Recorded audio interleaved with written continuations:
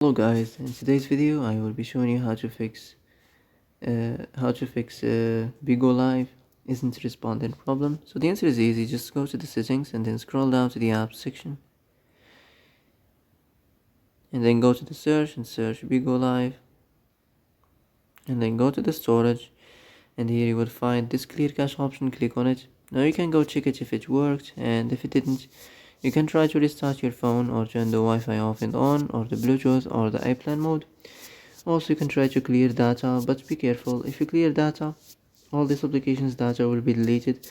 This includes all files, the settings, the accounts, the databases, etc. So be careful if you want to clear your data. And that's it for today's video. I hope this is the answer you've been looking for. If you like this video, don't forget to like and subscribe, and see you in the next video. Thanks for watching.